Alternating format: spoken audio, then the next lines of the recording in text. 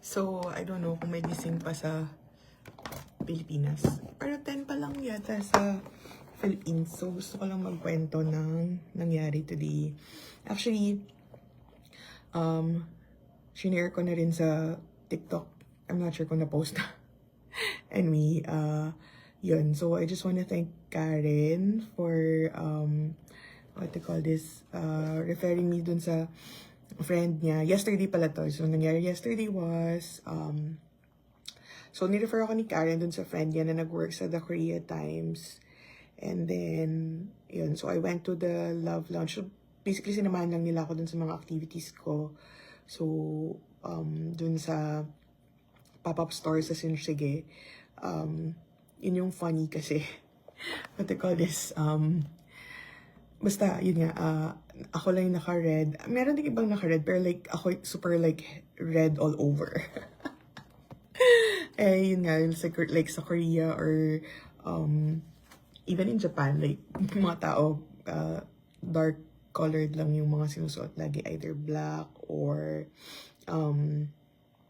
neutral, basta something dark. So, yun. And then, sabi siguro ng mga tao dun sa Shinsegae, like, sino ba to? Like, may photographer, like, binivideo ko, tsaka, yun nga, pinipicturean ako. But, anyway, so yun nga, finiture ako sa The Korea Times and they interviewed me about BTS and how they affected me.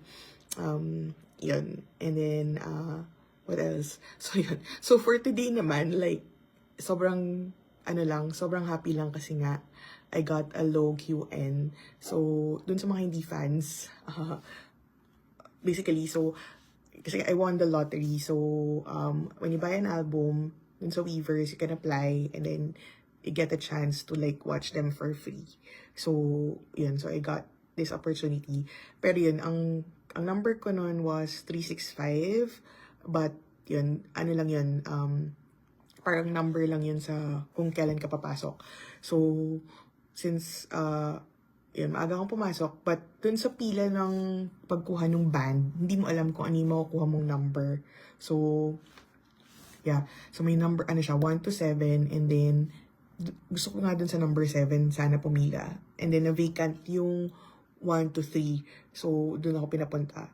Sabi ko, sige, bahala na, kasi sa mind ko, kung ano yung parang laging ko na ako as a fan, kung para sa'yo, ibibigay. So, ang is, what they call this, pinili ko yung, doon ako pumunta, and then, ang next na vacant yung number 2. So, before pa nun, actually, nag-picture lang ako, tapos bigla naging vacant yung number 2. Tapos I got this A24. So, I was hoping na, yun nga, makabag-barricade ako. And even si Karen, like, sabi niya, manifest niya na mag-barricade. So, parang sobrang positive lang talaga. Sobrang happy. And then, what else?